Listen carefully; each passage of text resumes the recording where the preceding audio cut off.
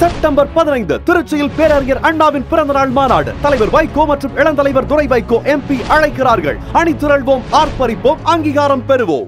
குறைந்த விலை, நிறைந்த தரம், தங்கள் தேவைகள் அனைத்தும் ஒரே இடத்தில். ஜெயச்சந்திரன். ஆச்சி ராயல் குலோப் ஜாமுன் பேக்ஸ், ஒன்று வாங்கினால் ஒன்று இலவசம்.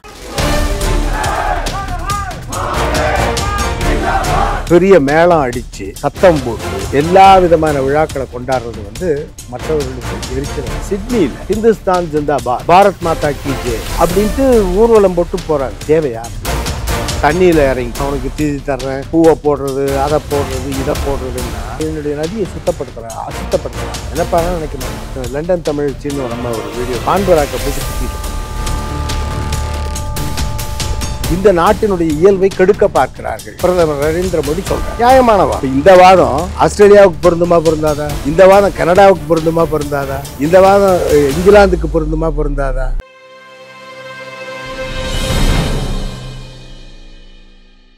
நக்கீரன் நேயர்களுக்கு வணக்கம். இன்று நம்முடன் கருத்துக்களை பகிர்ந்து கொள்ள இணைந்திருக்கிறார் டாக்டர் அண்ணாமலை மகிழன் அவர்கள். வணக்கம் சார். வணக்கம். வணக்கம். ஆஸ்திரேலியாவிலேருந்து இப்போ தான் வந்திருக்கீங்க. இங்கே இந்தியர்களுக்கு எதிராக குரல் ஒலிக்க ஆரம்பிச்சிருக்கு, வெளியேறணும். எதற்காக அந்த குரல் ஒலிக்குது? இப்போ சமீபமாக அது பேசு பொருளாகவும் இருக்குது. அங்கே மட்டும்தான் ஒலிக்குதா அப்படின்னு நம்ம பார்க்க முடியாது. ட்ரம்ப் வந்ததுலேருந்து இந்தியர்களுக்கு ஒரு நெருக்கடி, புதுசாக வரவங்களுக்கு சில கட்டுப்பாடுகள், அங்கே இருக்கிறவங்களுக்கு யார் யார் இருக்கலாம், இருக்கக்கூடாது அப்படிங்கிற ஒரு கட்டுப்பாடு. இதே போல் அப்படியே ஒவ்வொரு நாடாக அப்படியே வருது. ஆஸ்திரேலியா இருக்கிற நீங்கள் இது எப்படி பார்க்க? நக்கீரன் நேயர்களுக்கு வணக்கம். இன்றைக்கு பேரறிஞர் அண்ணா அவர்களுடைய பிறந்த நாள். தந்தை பெரியார் அவர்களுடைய தலைமகன் பேரறிஞர் அண்ணா வழியில் தலைவர் கலைஞர் அவர்கள் இந்த தமிழகத்தை ஆட்சி செய்து அவருடைய வழியிலே இன்றைய முதல்வர் மாண்புமிகு முதல்வர் ஸ்டாலின் அவர்களும் துணை முதல்வர் உதயநிதி ஸ்டாலின் அவர்களும் ஆட்சி செய்து கொண்டிருக்கிற இந்த நேரத்தில் என்னிடம் இந்த கேள்வியை கேட்கிறீர்கள். ஏன்னா இந்த கேள்வி உங்கள்கிட்ட பொருத்தமாக இருக்குன்னு தான் நினைக்கிறேன். ஏன்னா பெரியார் அம்பேத்கர் சிந்தனை வட்டத்துடைய தலைவராகவும் இருக்கீங்க. அங்கே பல்வேறு தொடர்புகள் அங்கே இருக்கும். ஒவ்வொரு துறையை சேர்ந்தவர்கள்ட்டையும் ஒரு அறிமுகம், அங்கே என்ன நிலைமை எல்லாமே கொஞ்சம் உங்களுக்கு ஒரு தகவல் கிடைச்சிருக்கும். அதனால தான் ஒரு பழமொழி உண்டு ஆங்கிலத்தில், when you are in Rome be a Roman. நீங்கள் ரோமுக்கு போனால், ரோம் நகரத்திற்கு போனால் ஒரு ரோமானியனை போல இருக்க வேண்டும் அப்படின்னு ஒரு ஆங்கில பழமொழி.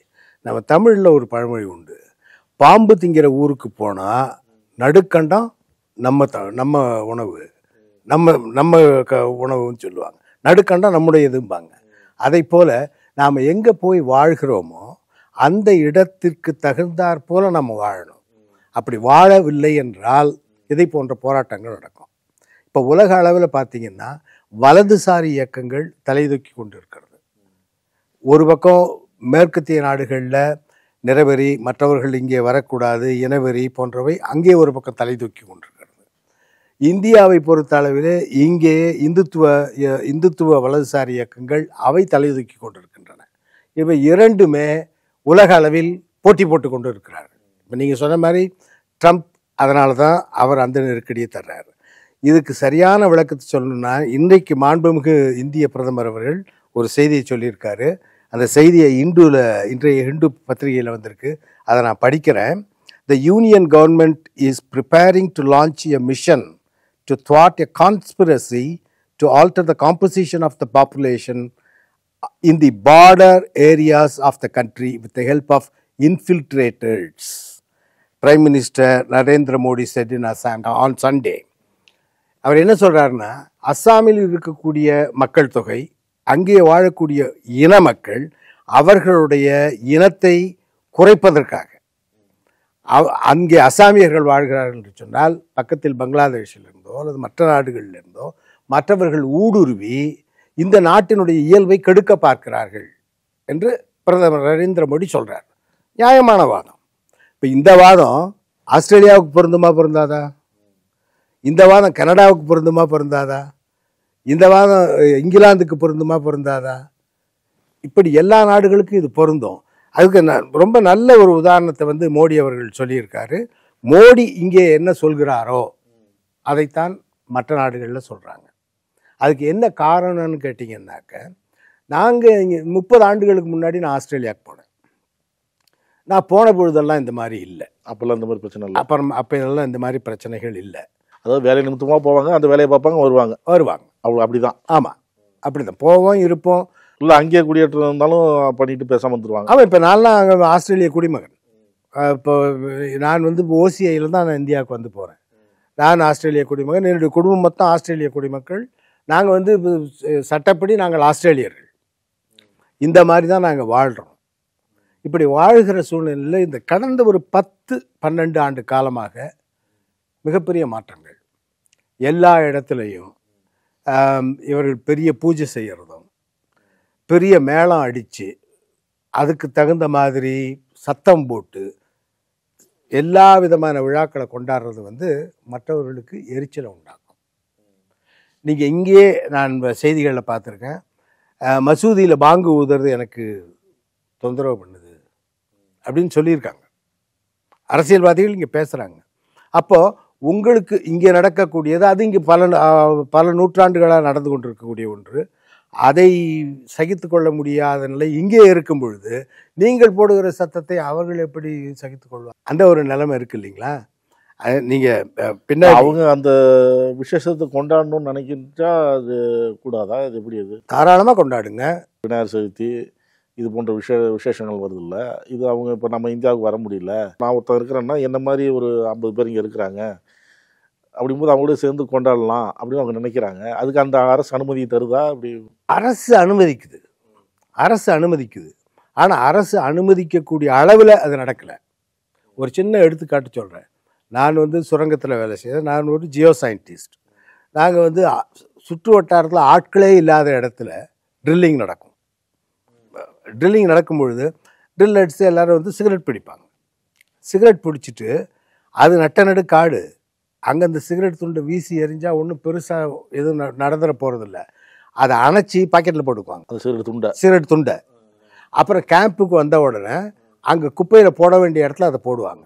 ஏன்னா சுற்றுப்புறச்சூழல் அந்த அளவுக்கு அந்த காடுகளை நேசிக்கிறாங்க, இப்போ பாதுகாப்பாக இருக்குன்னு நினைக்கிறாங்க. அது சுற்றுப்புறச்சூழலை வந்து அந்த அளவுக்கு அவங்க பேணி பாதுகாக்கிறாங்க.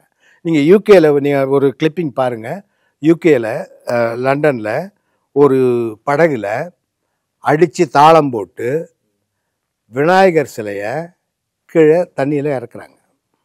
அங்கே பார்த்தீங்கன்னா அந்த வெண் ஸ்வான்ஸ்ன்னு சொல்லுவாங்க, அந்த பெரிய வாத்து. அது ரொம்ப அழகான ஒரு பறவை. அந்த பறவைகள்லாம் என்ன தேடி வருதுன்னா அந்த விநாயகர் சிலை ஏதோ உணவு போடுறான்ட்டு அது கிட்ட வருது. அதில் இருக்கக்கூடிய ரசாயனங்கள் அது தண்ணியில் கலக்கிறது. அது அந்த உயிரினங்களுக்கு எவ்வளோ கேடு விளைவிக்கும். நீங்கள் எங்கேயே பார்க்குறீங்க. இவங்க எல்லாம் பக்தின்னு சொல்கிறாங்க. அன்றைக்கி ஒரு வீடியோ பார்த்தேன். ஒரு ஆள் வந்து இந்த விநாயகர் சிலை மேலே ஏறி நின்று மிதித்து அதை வந்து தண்ணியில் அழுத்துறாங்க. அப்போ அது பக்தி இல்லை, இது வந்து ஒரு வேஷம். பக்திங்கிறது மனசில் இருக்கணும். உங்களுக்கு பக்தியை போய் இப்படி இப்போ கனடாவில் பார்த்தீங்கன்னாக்கா ஒரு பெரிய சிலை 50 அடி உயர அனுமார் சிலை, 50 அடி உயர ராமர் சிலை, இதையெல்லாம் இப்போது முகமதியர்கள் இங்கே வந்தாங்க. முகமதியர்கள் வந்த பொழுது எல்லா இடத்துலையும் வந்து மசூதி கட்டினாங்க. கிறிஸ்தவர்கள் வந்த பொழுது இங்கே எல்லா இடத்துலையும் வந்து சர்ச்சு கட்டினாங்க. நம்மளுடைய பண்பாட்டை இவர்கள் குலைத்து விட்டார்கள் அப்படின்னு பேசுகிறாங்களா இல்லையா? இப்போ பிஜேபியிலேருந்து வைக்கக்கூடிய வாதமே அதுதானே. இது இப்போ இந்த சிக்கந்தர் மலைன்னு ஒரு மலை இருக்குது, திருப்பரங்குன்றன்னு ஒரு மலை இருக்குது. இங்கே எல்லாம் என்ன வாதத்தை வைக்கிறாங்க? அவங்க வந்தாங்க, இதை செஞ்சாங்க. கிறிஸ்தவர்கள் வந்தாருக்கட்டில் சரி, இதைத்தானே அவன் சொல்கிறான். நீ வந்து உனக்குன்னு ஒரு கோயிலை வச்சுக்கோ. டொரண்டோ ஏர்போர்ட்டுக்கு பக்கத்தில் ஒரு 50 மீட்டர் உயரத்தில் ஒரு பெரிய ஒரு சிலையை வைக்க வேண்டிய அவசியம் என்ன? இதுக்கு அரசாங்கம் அனுமதி கொடுத்தது. அது அரசாங்கத்தின் மேலே தப்பு. அரசாங்கம் நீங்கள் ஒரு குற்றச்சாட்டாக சொல்கிறீங்க, ஆனால் அந்த அரசு அனுமதிச்சிருக்கு.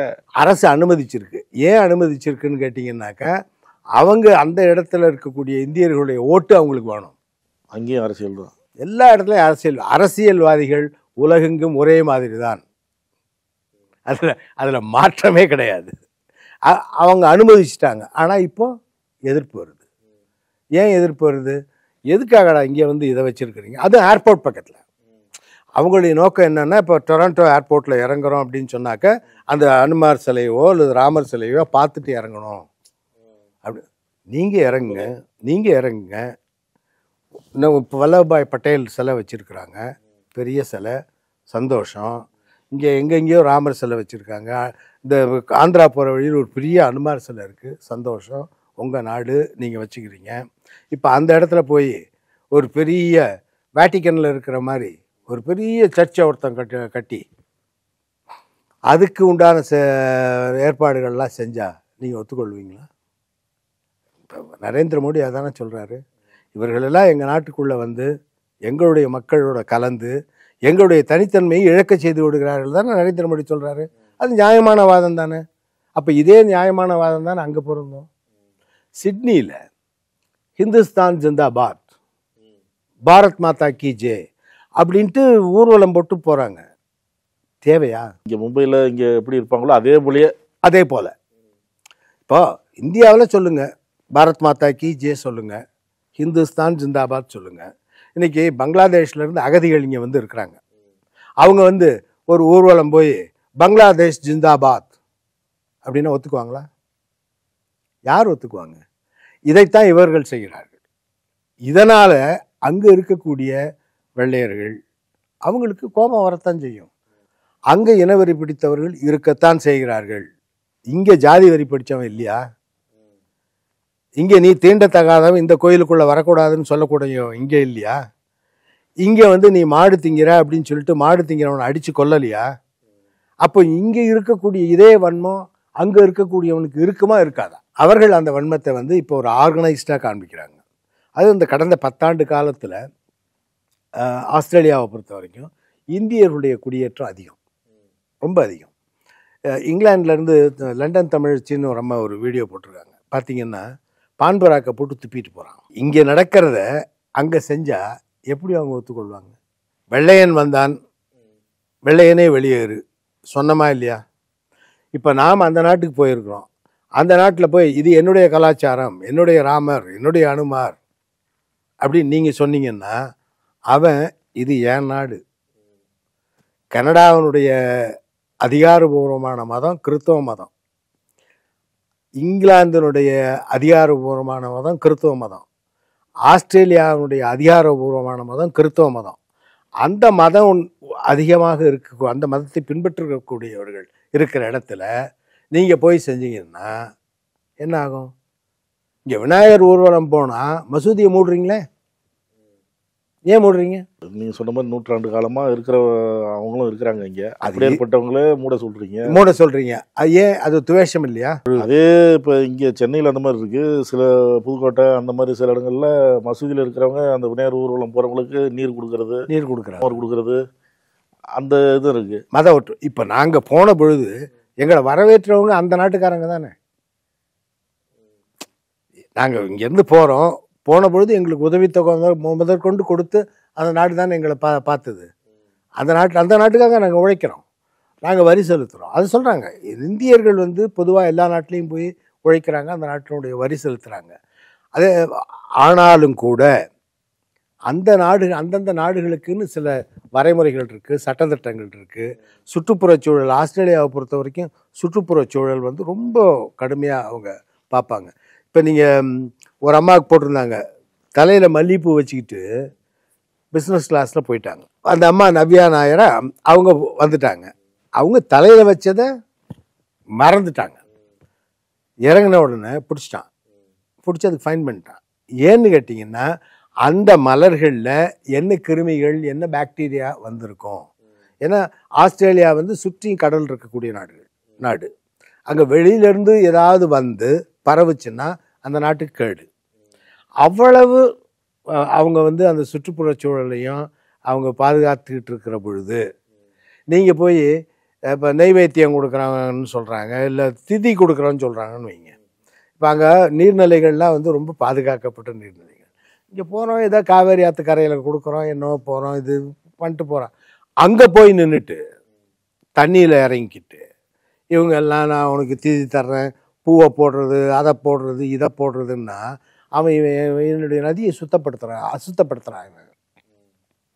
நினைப்பானா நினைக்க மாட்டான். மனிதனாக இருக்கணும். இல்லை இப்போ இது தமிழ்நாடு சார். இங்கே வந்து வட இந்தியாவிலேருந்து வந்து வேலை செய்கிறாங்க, குடும்பத்தோடு வந்து தங்கியிருக்கிறாங்க. இப்போ இங்கே ஓட்டு உரிமை வரைக்கும் வந்துச்சு. இப்போ அவங்க பண்டிகை கொண்டாடுறாங்க, ஹோலி பண்டிகைலாம் கொண்டாடுறாங்க. ஜாலியாக இருக்கிறாங்க அன்றைக்கி. சரி அவங்க இத்தனை நாளாக இங்கே இருக்கிறாங்க, தொழிலாளர் இருக்கிறாங்க, குடும்பமாக இருக்குது, சரி கொண்டாடட்டும் நம்ம விட்றோம். அதுபோல் இங்கே இருக்கிறவங்க இந்தியா பூரா இருக்கிறாங்க, தமிழ்நாடு சேர்ந்தவர்கள் இந்தியா பூரா பல்வேறு மாநிலங்களில் வேலை நிமித்தமாக இருக்கிறாங்க. அவங்க தீபாவளி கொண்டாடுறதோ, பொங்கல் கொண்டாடுறதோ, மற்ற பண்டிகைகள் கொண்டாடுறதோ கொண்டாடிட்டு தான் இருக்கிறாங்க. இப்போ அங்கே எப்படி அது அங்கேயும் பள்ளியின கலாச்சாரம் தானே. இப்போ இந்தியாவிலேருந்தும் பல மாநிலேருந்து வந்திருக்கிறாங்க, உலக இப்போ ஆசிரியர்கள் வந்திருக்கிற மாதிரி பல்வேறு நாடுகள், அண்டை நாடுகள்லேருந்து அங்கே வந்திருக்கிறாங்கல்ல. முதல்ல படிக்க வருவாங்க, அப்புறம் வேலை நிமித்தமாக அப்படியே கல்யாணம் பண்ணிட்டு அங்கேயே செட்டில் ஆவாங்க. இது ஒரு நல்ல கேள்வி. இப்போ அந்த அவங்களுடைய திருவிழா இப்போ ஹோலி பண்டிகை மாதிரி இருக்குன்னு வைங்க. இப்போ சென்னையை எடுத்துகிட்டு பேசுவோம், எந்தெந்த இடத்துல நடக்குது? சவுகார்பேட்டை அவங்க ஏதாவது ஒரு குப்பத்தில் நடக்குதா? இல்லை, அவங்க தொழிலாளர்கள் எங்கே தங்கியிருக்கிறாங்களோ அந்த இடத்துல இருக்கும். அவங்க இருக்கக்கூடிய இடத்துல நடக்குது, ஏன்னா அவங்க அங்கே இருக்காங்க. ரெண்டாவது, இந்தியாவு ஒரே நாடு. அவர்கள் அங்கேருந்து இங்கே வர்றாங்க, அவங்க திருவிழா கொண்டாடுறாங்க, நாம் போகிறோம், நாம் அங்கே பொங்கல் வச்சு கொண்டாடுறோம், அதெல்லாம் ஒத்துக்கொள்ளலாம். இதே கூட இப்போ ரொம்ப அளவுக்கு மீறி போகிறதா செய்திகள் வருது. இதை போல் நீங்கள் போய் அங்கே போய் ஹோலி பண்டிகை அடிக்கிற மேற்கத்திய நாடுகளில் இருக்கக்கூடியவர்களுக்குன்னு சில பண்பு நலன்கள் இருக்குது. மெதுவாக பேசுறது, ஒரு 3-4 பேர் இருந்தால் 3-4 பேருக்குள்ளே பேசிக்கிறது, அவங்களுக்கு மட்டும் கேட்குற மாதிரி பேசுறது. ஆனால் நம்ம பண்பாடு அப்படி இல்லை. நம்ம அடிப்படையில் எல்லாரும் விவசாயிகள். இங்கேருந்து ஒருத்தவங்க டேன்னு சத்தம் போட்டு கூப்பிட்டா தான் கேட்கும். அந்த மாதிரி பண்பாட்டில் நம்ம வளர்ந்துட்டோம். இது அந்த நாட்டுக்கு போய் இதையே செஞ்சால் எப்படி? அதுக்காக வெள்ளைக்காரர்களோ அல்லது மேற்கத்திய நாடுகளில் இருக்கவங்களோ எல்லா நேரத்துலையும் அமைதியாக இருப்பாங்க, சத்தம் வராமல் இருப்பாங்க இல்லை. அதுக்குன்னு ஏரியா இரவு நைட் கிளப்ஸ் இருக்குது. வெள்ளிக்கிழமை சனிக்கிழமை போனீங்கன்னா அந்த பக்கத்தில் கேட்குற சத்தம் காதை பிளக்கும். அது நைட் கிளப் ஏரியான்னு இருக்குது. அங்கே குடியிருப்புகள் இருக்காது, அது பிஸ்னஸ் ஏரியா. குடியிருப்புகளுக்கு பக்கத்தில் நீங்கள் எதுவும் செய்ய முடியாது. அவர்களுக்கு எப்போ நல்ல சத்தம் போட்டு அவர்கள் மகிழ்ச்சியாக இருக்கணுமோ அந்த நேரத்தில் மகிழ்ச்சியாக இருப்பாங்க. நாம் மற்றவர்களுக்கு இடையூறு செய்யாமல் இருக்கணும். இப்போ நீங்கள் பார்த்தீங்க அந்த சிட்னி ஊர்வலத்தை, அது தேவையா? நாம் இங்கேருந்து போனோம், ஒன்று படிக்க போயிருப்போம், இல்லை இப்போ என்ன போல நாங்கள்லாம் குடியேறி போனவங்க, அப்படித்தானே போகிறோம். அங்கே போயிட்டு பாரத் மாதா கி ஜெய் என்ன தேவை இருக்குது? உங்களுக்கு இன்னொரு விஷயத்த சொல்லணும். சிட்னியில் போய் ஒரு ஹோட்டலில் நீங்கள் மாட்டுக்கறி விற்கக்கூடாதுன்னு இருக்காங்க. அது அவங்க இயல்பாக சாப்பிட்றது, அவனுடைய உணவு. மாட்டுக்கறி அவங்களுடைய உணவு. மாடுகள் அதற்காகவே வளர்க்கப்படுது. அங்கே போயிட்டு ஒரு ஹோட்டலில் போயிட்டு நீ மாட்டுக்கறி விற்கக்கூடாது அப்படின்னு இந்த அடாவடித்தனம். இப்போ இது நீங்கள் கேட்ட கேள்விகளுக்கு சரியான பதில் என்னன்னு கேட்டால், இந்தியர்கள் இங்கேருந்து போனவர்கள் நல்லா சம்பாதிக்காங்க, நல்லா வாழட்டும், ஆனால் அடாவடித்தனம் செய்கிறாங்க. ராமர் கோயில் திறந்த பொழுது இங்கே திறந்தாங்க, ஆஸ்திரேலியாவுக்கு என்ன? அதனால் காரில் ஜெய் ஸ்ரீராம் அப்படின்ட்டு அந்த ஆரஞ்சு டார்ச், இந்த புகை போடுற டார்ச் இருக்குது, அதை காரில் பிடிச்சிட்டு போகிறாங்க. அங்கே இருக்க பார்க்குறவனுக்கு கோபம் வருமா வராதா? அப்படி இவர்கள் ஒவ்வொன்றா செய்து இங்கே போய் நான் இந்த திதி கொடுக்குறேன், இங்கே போய் அதை பண்ணுறேன், இது பண்ணுறேன், இது என்னுடைய திருவிழா, அப்படி இப்படின்னு இவங்க செஞ்சு கொஞ்சம் கொஞ்சமாக அவங்க பார்த்துக்கிட்டு இன்றைக்கு ஏற்பட்டு இருக்கிற இந்த எதிர்ப்பு ஏதோ இன்னைக்கு திடீர்னு ஏற்படலை. நீண்ட நாட்களாக, நீண்ட வருடமாக, 15-20 வருஷமாக இவங்க எப்படி மோடி ஆட்சிக்கு வந்ததுக்கு அப்புறம் தான் இது. மோடி ஆட்சிக்கு வந்ததுக்கு பிறகு ரொம்ப அதிகமாகிருக்கு. இவர்களுடைய ஆதரவு அவங்களுக்கு இருக்கிற மாதிரியும் தெரியுது. இதை செய்யணுங்கிறதும் கூட அவங்களுடைய நோக்கமாக இருக்கலாம், அது ஆர்எஸ்எஸ் சித்தாந்தமாக கூட இருக்கலாம். அது நம்ம அதான் அந்த அரசு அனுமதி தருதுங்கிறீங்க. அரசு அனுமதி தருது, கோயில் கட்டவும் அனுமதி தருது, எல்லை மீறுறீங்க. உங்களுக்கு கொடுத்த அனுமதியை அந்த அனுமதியோடு நீங்கள் நிறுத்திருந்தீங்கன்னா இந்த எதிர்ப்பு வராது. இப்போ இஸ்லாமியர்களுக்கு அங்கே ஒரு பெரிய எதிர்ப்பு ஒன்றும் கிடையாது. அங்கே மசூதிகள் இருக்குல்ல, மசூதிகள் இருக்கு. நான் இருக்கக்கூடிய நகரத்தில் 1-2 மசூதி தான் இருக்குது. அங்கே பாங்கு ஓதுறாங்களா அதெல்லாம் தெரியாது, ஏன்னா ஓத மாட்டாங்க, ஏன்னா அது சத்தம் போட்டால் மற்றவங்களுக்கு இடையூறாக இருக்கும் அப்படின்னு சொல்லிட்டு இருப்பாங்க. அந்த மாதிரி தான் இருக்காங்க. ஆனால் இவங்க போகிறது, ஊர்வலம் போகிறது, அடிக்கிறது, இது வந்து அவங்களுக்கு பார்த்துக்கிட்டே இருந்து இப்போ வெடிச்சிருக்கு. இப்போ இதனால் பாதிக்கப்படக்கூடியவர்கள் யாருன்னு கேட்டிங்கன்னா, இன்றைக்கி நான் முதல்வன் திட்டத்தில் வந்து பிள்ளைகள் வந்து வெளிநாட்டுக்கு படிக்க போகிறாங்க. சாதாரண கிராமத்தில் இருந்து அரசு உதவி வாங்கி, அன்னைக்கு ஜெயரஞ்சன் சொல்லிட்டு இருந்தார், கலைஞர் பீரியடில் அந்த பஸ் பாஸ் கொடுத்தாங்களாம். அந்த பஸ் பாஸை பயன்படுத்தி தான் நான் வெளியூருக்கு போய் நான் வந்து என் ஊர்லேருந்து போய் படித்து வந்தேன் அப்படின்னு சொன்னேன். இது மாதிரியெல்லாம் நாம் வந்து பிள்ளைகளை வளர்த்து இந்த அரசாங்கம், திராவிட மாடல் அரசாங்கம் எல்லாத்தையும் செய்கிறாங்க. இப்படி செஞ்சு போய் அவர்கள் அங்கே வாழும் பொழுது அவங்க எல்லாரும் இதை செய்யறதில்ல. ஒரு குரூப் செய்யுது, தான் வலதுசாரி இயக்கம் செய்யுது. இந்துத்துவ வலதுசாரி இயக்கம், மேற்கத்திய வலதுசாரி இயக்கம், இந்த 2 பேரும் செய்கிறாங்க. இந்த 2 பேருக்கு இடையில மாட்டிக்கொள்ளக்கூடியவர்கள்னு அப்பாவி மக்கள். அதைத்தான் வந்து நம்ம பார்க்கணும். நான் இங்கேருந்து போகக்கூடியவர்களுக்கு நான் என்ன சொல்கிறேன்னு கேட்டிங்கன்னா, வச்சிங்க, மனசுக்குள்ளே வச்சுங்க, மனமே கோயில், உங்களுடைய பக்தி உங்களோட. தந்தை பெரியார் சொல்ல வச்சுக்க சொல்லி அந்த அரசு அனுமதி கொடுக்குது, அந்த எல்லைக்குள்ளே இருந்து பண்ணிக்க வேண்டியதான். அதையும் அதுக்கு மேலேயும் நான் ஒன்று உங்களுக்கு சொல்கிறேன், பக்தி என்பது தனிச்சொத்து. தந்தை பெரியார் சொன்னார், பக்திங்கிறது தனிச்சொத்து. உங்களுக்கு பக்தி இருக்கலாம், என்னுடைய பக்தி இல்லாமல் இருக்கலாம், ஆனால் ஒழுக்கம் பொது சொத்து. பான்பராக் துப்பி இருக்கிறானு, அது அது அது அது ஒழுக்கமா? விநாயகர் சிலையை போய் அவங்களுடைய ஆற்றங்கரையில் அவங்களுடைய ஆற்றுல போய் கரைக்கிறீங்களே, அவ்வளவு அழகான அந்த வாத்துகள், ஸ்வான்ஸ் அதெல்லாம் போயிட்டுருக்கு, அதெல்லாம் அதை போய் கொத்துச்சுன்னா எவ்வளோ பாதிக்கும் அந்த சுற்றுப்புற சூழல்? கரைக்கிறதுக்கு முன்னாடி அங்கே உள்ள போலீஸார் தடுக்க மாட்டாங்களா? நிச்சயமாக அடுத்து வரும். அடுத்து உன்னுடைய ஊர்வலத்துக்கு தடை வரும், கண்டிப்பாக வரும்.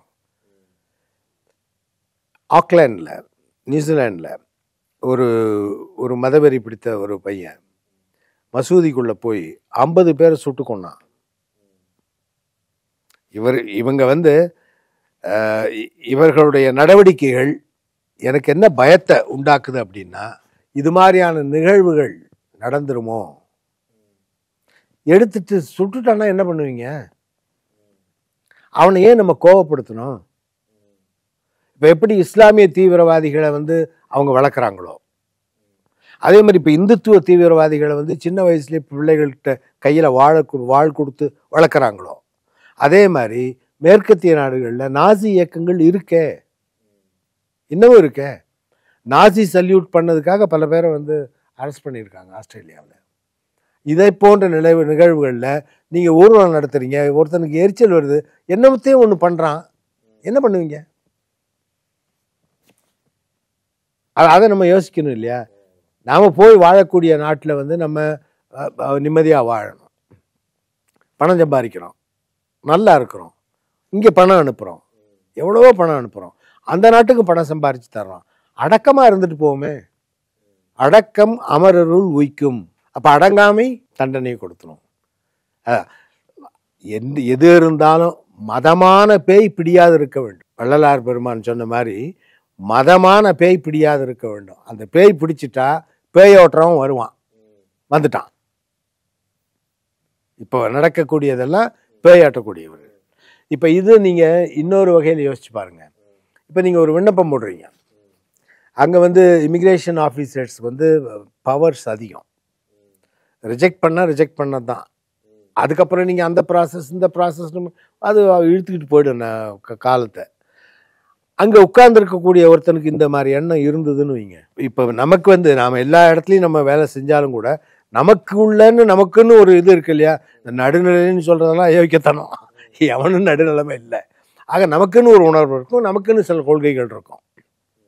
அப்படி என்னடா இந்த இந்தியர்கள் இப்படி வர்றாங்களே, இவங்க இந்த மாதிரி பண்ணுறாங்களே, இங்கே அநியாயம் அப்படின்னு ஒருத்தன் உட்காந்துருந்தான்னு வச்சு ரிஜெக்ட் பண்ணுவான். தகுதியே இருக்கலாம், எல்லாமே இருக்கலாம். உங்களுக்கு தெரியும், நம்ம ஊர் அரசாங்கத்தில் அதிகாரிங்க கிளார்க்குங்க என்ன பண்ணுவாங்க, ஒரு புள்ளி கமா இல்லைன்னு சொல்லி திருப்பிடுவான். நான் அரசாங்கத்தில் 10 வருஷம் வேலை செஞ்சதுனால, தமிழ்நாட்டு அரசாங்கத்தில் 10 வருஷம் வேலை செஞ்சதுனால நான் அதை சொல்கிறேன், திருப்புவாங்க. அந்த மாதிரி திருப்பி விட்டான்னா பல பேர் இது பண்ணான்னா அவங்களுடைய முன்னேற்றம் தடைப்பட்டு போகுது இல்லையா? நீங்கள் கோயில் கட்டிக்கிறீங்க, அனுமதி தர்றாங்க, கோயிலுக்குள்ளே என்ன பண்ணுங்க. பெரும்பாலும் கோயில்கள் வந்து மக்கள் மத்தி வாழ்கிற இடத்துல இருக்காது, தனியாக தான் இருக்கும். சிட்னியாக இருக்கட்டும், மெல்பர்னாக இருக்கட்டும், இல்லை பேர்த்தாக இருக்கட்டும், தனியாக இருக்கும். நீங்கள் அங்கே மோளம் அடிச்சிங்கன்னாலும் ஒன்றும் யாருக்கும் கேட்க போகிறதில்ல. உங்களுடைய வழிபாட்டு தலங்களுக்குள் நீங்கள் போங்க, அதில் சுதந்திரமாக போகலாம், எது வேணாலும் செய்யலாம், எது வேணாலும் செய்யலாம். பொதுமக்களுக்கு பொது இடங்களுக்கு இடையூறு இல்லாமல் இருக்கணும். அரசாங்கத்தினுடைய கட்டுப்பாட்டு சொல்கிறேன். நாங்கள் பொங்கல் வைக்கிறோம், கோயில் திருவிழாவில் போய் இப்போ பொங்கல் அன்னைக்கு கோயிலில் எல்லாரும் கூடி பொங்கல் வைப்பாங்க. அங்கே கண்டிஷன் என்னென்னா, பெரிய அளவில் நடக்குதுன்னா ஃபயர் என்ஜின் கூட்டு வந்து வச்சுக்கணும். நீங்கள் பொங்கல் வைக்கிற பொழுது அங்கே வந்து பக்கெட் வச்சுக்கணும், தண்ணி வச்சுக்கணும். இந்த கண்டிஷன்ஸ்லாம் இருந்தால் தான் அந்த பொங்கலை வைக்கலாம். இப்போ அந்த அந்த அந்த கட்டுப்பாட்டோடு தான் உங்களுக்கு அந்த உரிமையை தர்றான். அதே மாதிரி பொது அமைதிக்கு குந்தகம் விளைவிக்கக்கூடிய எந்த செயலையும் செய்யக்கூடாதுங்கிறது சட்டம். இப்போ நீங்கள் ஊர்வலம் போனீங்க, அடிச்சுக்கிட்டு போனீங்க, அது போனீங்க, இது போனீங்கன்னா பொது அமைதிக்கு குந்தகம்.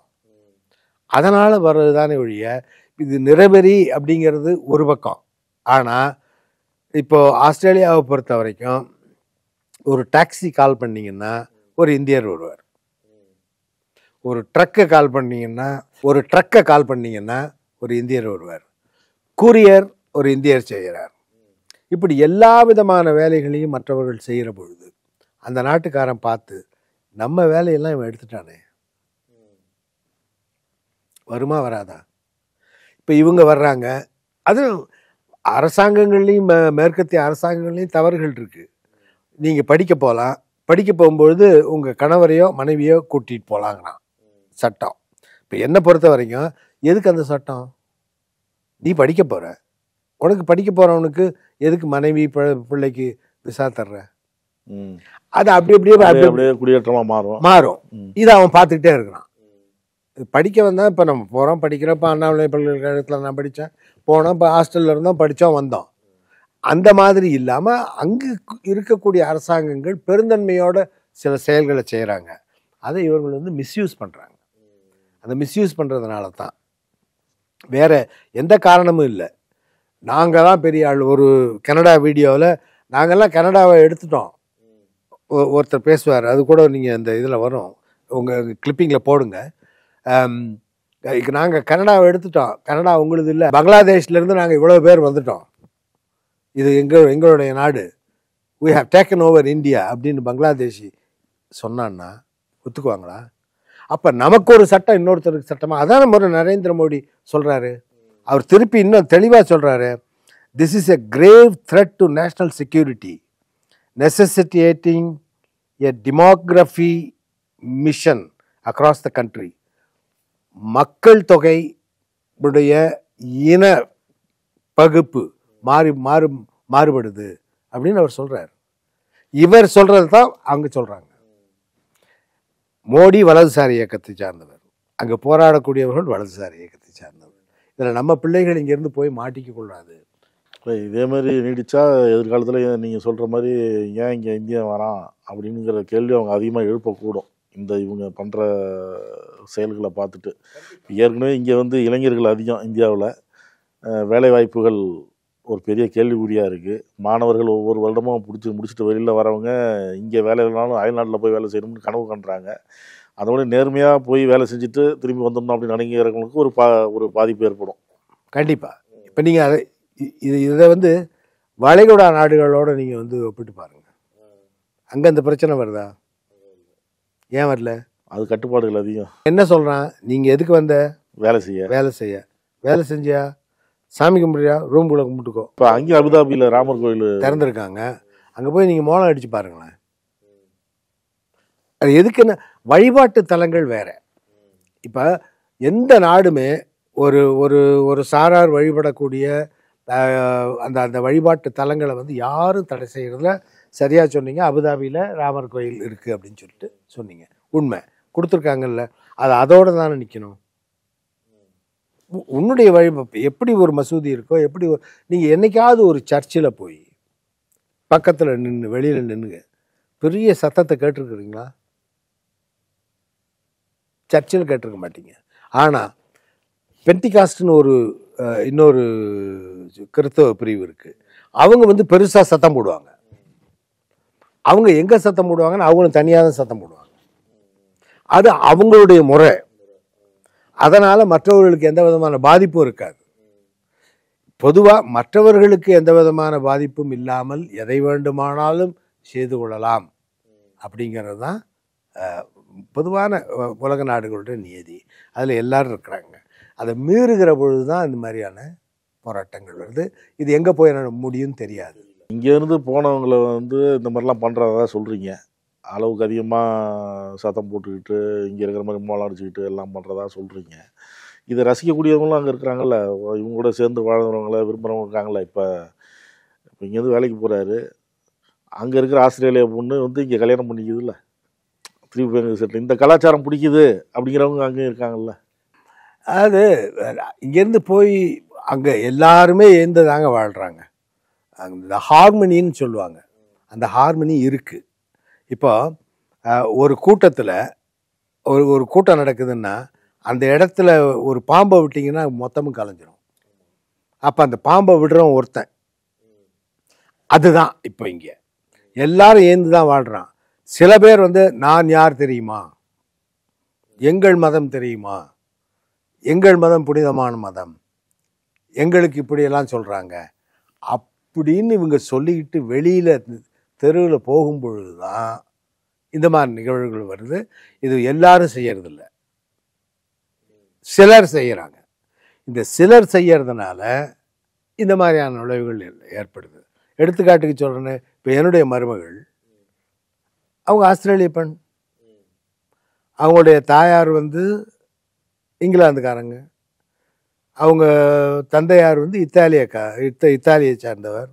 இப்போ எனக்கு பிறந்திருக்கக்கூடிய அந்த பேர குழந்தை கால் பாகம் தமிழ்நாடு, கால் பாகம் என் மனைவி யாழ்ப்பாணம் அவங்க ஊர், கால் பாகம் இங்கிலாந்து, கால் பாகம் இத்தாலி. இதுதானே யாரும் ஊரே யாவரும் கேளுங்கிறது. இதுதானே உலகம் ஒன்றுமயம் ஆகிறது. இதுதானே மனித நேயம். இப்படி தானே உலகம் வாழணும். அங்கே போயிட்டு நீங்கள் இந்த மாதிரியான பிரிவினைகளை உருவாக்குனீங்க அப்படின்னாக்க இந்த மாதிரியான பிரச்சனைகள் வரும். இதை வந்து நான் சொல்கிறது யாரையும் குற்றம் சொல்வதற்காகவோ அல்லது யாரையும் குறை சொல்வதற்காகவோ இல்லை. நான் உண்மை நிலையை சொல்கிறேன். இப்படி செய்யக்கூடியவர்கள் தங்களுடைய நிலையை மாற்றிக்கொள்ள வேண்டும். அதான் நீங்கள் சொல்கிறது, நீங்கள் சொல்ல வருது புரியுது. எந்த ஒரு நாடும் எந்த ஒரு தனி மனிதனுடைய வழிபாட்டை தடுக்கலை, சுதந்திரமாக நீங்கள் செய்யுங்க அப்படி தான் சொல்லுது. அதுவும் ஆஸ்திரேலியா, கனடா, இங்கிலாந்து, அமெரிக்கா உள்ளிட்ட நாடுகளில் அவங்களுக்கான சுதந்திரத்தையும் கொடுத்துட்டாங்க. அப்படி கொடுக்கும்போது அந்தந்த நாட்டுக்குரிய அனுமதி எது கொடுத்ததோ அந்த ரூல்ஸ் அண்ட் ரெகுலேஷனை ஃபாலோ பண்ணி அதை ஃபாலோ பண்ணால் பிரச்சனை இல்லை. அது எல்லையை மீறும்போது தான் அங்கே உள்ள மக்களுக்கு கோவம் வருது. ஒவ்வொரு நாட்டுக்கும் ஒவ்வொரு மண்ணுக்கும் அந்த நாட்டுடைய பண்பாடு கலாச்சாரம் அதை பாதுகாக்கணும். இப்போ நாமளே தமிழ்நாட்டில் சொல்கிறோம்ல, ஆமாம், தமிழ் மண்ணுடைய பண்பாடு கலாச்சாரத்தை பாதுகாக்கணும், ஆமாம், வீணாக்கிடக்கூடாது, சிதைச்சிடக்கூடாது அப்படின்னு நாம நினைக்கிறோம்ல. அது மாதிரி ஒவ்வொரு நாடும் அந்தந்த கலாச்சாரத்தை பாதுகாக்கணும், பண்பாட்டை பாதுகாக்கணும் நினைக்கிறது. உங்களுக்கு இன்னொரு செய்தியும் நான் சொல்கிறேன். இன்றைக்கு ஆஸ்திரேலியாவுக்கு போயிருந்தாலும் ஆஸ்திரேலியாவில் மேற்கத்திய நாடுகளிலிருந்து குடியேறி ஒரு 200 ஆண்டு காலம் ஆகுது, 250 ஆண்டு காலம் ஆகுது. இந்த 250 ஆண்டு காலத்தில் 250 வருஷத்துக்கு முன்னாடி எப்படி இருக்குன்னு நீங்கள் நினச்சி பாருங்கள். நான் வந்து ஒரு ஜியோ சயின்டிஸ்ட்டுங்கிற முறையில் நான் எல்லா இடத்துக்கும் போய் ஆய்வு பண்ணுறதுக்கு போகிற பொழுது அங்கே இருக்கக்கூடிய கல்லறைகளை பார்ப்பேன். 1928 1888 12 வயசு குழந்தை, 24 வயசு பையன், 30 வயசு பெண்மணி, இப்படியெல்லாம் இறந்துருக்காங்க. கல்லறை அங்கே இருக்குது. அப்படிப்பட்டவர்கள்லாம் போய் அது எங்கே இருக்குதுன்னு கேட்டால் பேர்த்துலேருந்து ஒரு 800 கிலோமீட்டர் தூரத்தில் இருக்கக்கூடிய ஒரு இடத்துல இருக்குது. அந்த மாதிரி வழிநெடுக இருக்குது. அவர்கள்லாம் போய் அவர்களுடைய உயிரை தியாகம் செய்து அவங்க வந்து காட்டை வெட்டி அதை நாடாக்கி இவ்வளவு பெரிய ஒரு சிறப்பான ஒரு நாடாக ஆக்கிற பொழுது அவங்க போட்ட ரோட்டில் நம்ம அமைதியாக போகணுமே ஒழிய ஆர்ப்பாட்டம் பண்ணிட்டு போனால் அந்த நான் சொன்னேன் இல்லையா கல்லறை இருக்குன்னு, அதில் வந்த பரம்பரையில் இருந்தவன் இருப்பான்ல, அவனுக்கு கோவம் வரும்ல. என் பாட்டன் இப்படி இருந்தான், இந்த ஜெயிலில் இப்படி என்ன அவனை போட்டு அடித்தாங்க, நாங்கள்லாம் இவ்வளோ கஷ்டப்பட்டோம், ஆனால் நீங்கள் வந்து இவ்வளோ அட்டகாசம் செய்கிறீங்களே அப்படிங்கிற ஒரு எண்ணம் வரும். அதுவும் ஒரு முக்கியமான ஒரு. ரொம்ப அழகாக சொன்னீங்க சார். அயல்நாட்டு மண்ணில் எப்படி இருக்கலாம், எப்படி இருக்கணும், அந்த அயல்நாடுகளும் வெளிநாட்டுக்காரங்க வந்தால் என்னென்ன உரிமை கொடுக்கணுங்கிற உரிமையும் கொடுத்துருக்கு. எதுவும் தடுக்கலை, எதுவும் வேண்டாம்லாம் அவங்க சொல்லலை, எல்லா உரிமைகளும் கொடுத்துருக்கு அப்படின்னு அதையும் சொன்னீங்க. அந்த ஒவ்வொருத்தருக்கும் அந்தந்த மண்ணை பாதுகாக்கணும்னு ஒரு ஆசை இருக்கும்ல, அந்த ஆசையில் அந்த கலாச்சாரத்தை பாதுகாக்கணும்னு அவங்க நினைக்கிறாங்க. அதில் போய் நாம் போய் தலையிடுறதும் தவறு தான் அப்படிங்கிறதும் சில உதாரணங்கள்லாம் சொன்னீங்க. இன்னும் சொல்லப்போனால் மோடி பேச்சை எடுத்து அவர் சொன்ன உதாரணங்களை சொன்னீங்க. இது கூட நம்ம மோடி சொன்ன அட்வைஸே எடுத்துக்கணும்னு சொல்கிறோம். ஆமாம் உண்மை. அவர் சொல்கிற உதாரணமோ நான் சொல்கிற உதாரணமோ யாரும் கிடையாது. மோடி சொன்ன உதாரணத்தை எடுத்துக்க, அவர் மோடி சொல்கிறத கேளு அப்படிங்கிறது தான். அதுதான். அதே போல் இந்தியர்கள் எல்லாரும் வந்து தவறானவர்களோ எல்லோரும் இது மாதிரி நடக்கிறதோ இல்லை. சில ஒருத்தர் ரெண்டு பேர் அதே நேரத்தில் இந்திய ஒருத்தர் ரெண்டு பேர் செய்கிற இது பல பேருக்கு, பல 100 பேருக்கு பாதிப்பை ஏற்படுத்துது. அதே போல் இந்தியர்கள் வந்து போனாங்க, தாங்கள் போய் இருக்கிற நாடுகளில் அந்த நாட்டினுடைய வளத்துக்கு இவங்க பெரிய பங்களிப்பு பண்ணுறாங்க. அதை வந்து அந்த நாட்டுக்காரர்கள் அதையும் ஒத்துக்கொள்கிறாங்க. இதைத்தான் வந்து இந்த மாதிரியான பிரச்சனையினால தான் இது வருதே ஒழிய மற்றபடி எல்லா மக்களும் நல்லவர்கள். நாமளும் போகிற இடத்துல அமைதியாக கும்பிடணுமா கும்பிட்டுக்குங்க, தொழுகணுமா தொழுதுக்குங்க, தேவாலயத்தில் போய் பிரார்த்தனை பண்ணணுமா பிரார்த்தனை பண்ணிக்கோங்க, அமைதியாக பண்ணிக்கோங்க. ஆட்டம் வேண்டாம், பாட்டம் வேண்டாம், ரோட்டில் அடிச்சுக்கிட்டு போக வேண்டாம், சிலையை தூக்கி இங்கே வந்து கிளம்பி இங்கே வந்து 4 நாள் இருந்துட்டு திரும்பி போயிடு. ஆமாம் இப்போ போய் நல்லா சொன்னீங்க, நல்லா ஜாலியாக இருந்துட்டு போயிடு. ரொம்ப நன்றி சார். நன்றி, வணக்கம். ரொம்ப பயனுள்ள தகவலாக இருந்தது. நன்றி, வணக்கம். நக்கீரன் டிவிக்கு சப்ஸ்கிரைப் செய்யுங்கள். உங்கள் ஆதரவே எங்கள் பலம்.